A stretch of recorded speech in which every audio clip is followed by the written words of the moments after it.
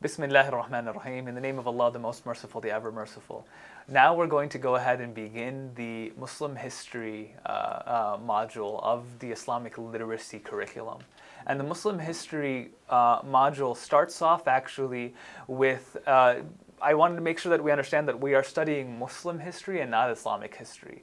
And the reason I make sure to mention that is there will be many things that are taken in or understood about quote-unquote Muslim history that are going to seem like that's not Islamic at all. Again, we're going to study the history of the Muslims, not necessarily Islamic history. There will be moments of Islamic history within Muslim history, but specifically this module focuses on the Muslim experience from the death of the Prophet ﷺ till about modernity or World War I or so. Again, the basis of this study is going to be just that, and there's going to be a lot of references that I make before every single talk. We will put together the references themselves, and they will come up on screen so that you know where to actually go into when dealing with the topics itself, so that in these short segments that we have with us, we don't have to be cumbered by always citing, because that sometimes can take a lot of time. And I say it once again, this will not be a romantic study.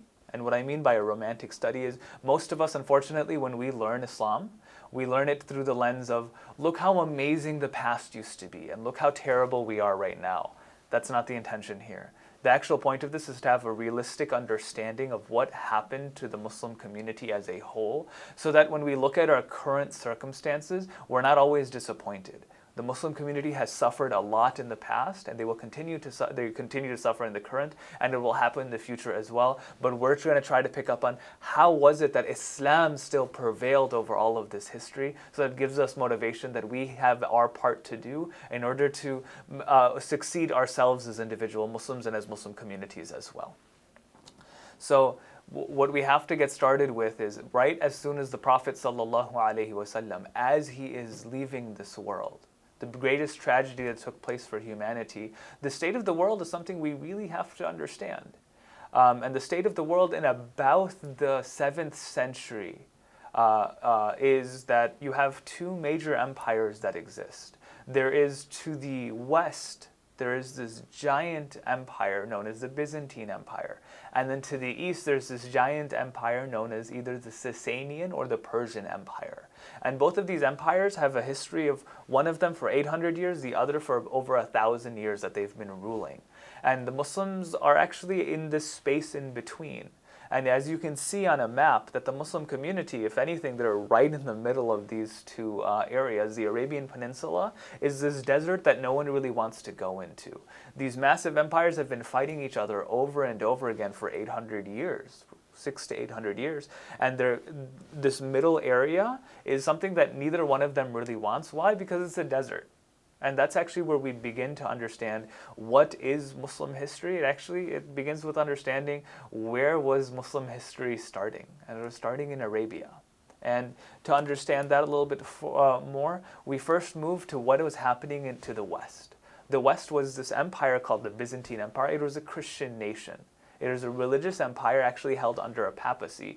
But even the Byzantine Empire wasn't going through the best of times right now. If you look at it, the Christian Empire, or the Holy Roman Empire, was a massive empire that existed for over 1,000 years. And it ruled much of Europe, a lot of North Africa, and a lot of what we would know as current-day Turkey today. And this massive empire actually fractured into two competing empires. There was the Holy Roman Empire, which was to the west, and then to the east of that was the Eastern Byzantine Empire, which is an Orthodox form of Christianity.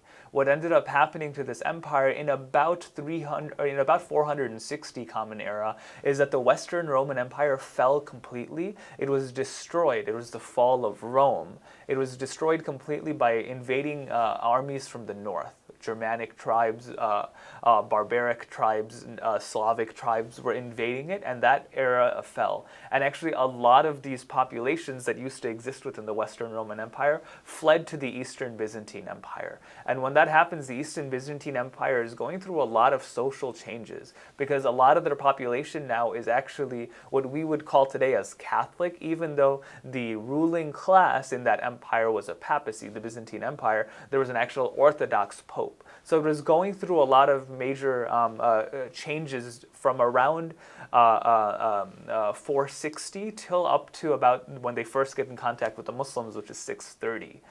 They're going through a lot of social changes, but good things for us to know is actually that they are a papacy, meaning that they are a religious empire. Everyone owes allegiance to the Pope of that community, and religious rule is what actually dictates this entire society. And then when we look to the east, there is the Sassanian Empire. The Sassanian Empire, or the Persian Empire as it's most of the time called, is again a very massive empire that has existed for close to 800 to 1,000 years. Actually, it's believed that the founder of the Sassanian Empire was Cyrus, or Khusro, who many believe was actually Dhul Qarnayn. But to understand that requires a whole other style of history for us to go through, and tafsir of Surah Al-Kahf to understand.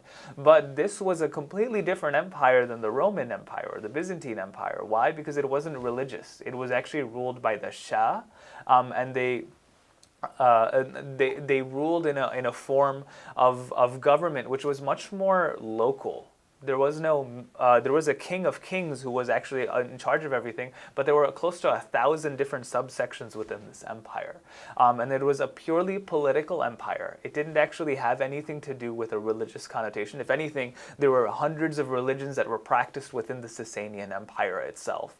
And it was all about local rule, not about national rule. A bunch of local armies would come together to form the major national army. So these are the two major civilizations that exist: a papacy, a quote-unquote religious state, and a secular state that are to the west and to the east of the Muslims. And that's actually where the Muslims are in the middle. And I think it's actually a very good segue to say Muslims end up being that path in the middle, that we inherit from both of these great empires, which is the Persian Empire and the Byzantine Empire. And that's what we'll wrap up for right now. In the next one, when we continue, we'll understand again then who were these Muslims in the middle, and we'll understand the Arabs of that time just a little bit.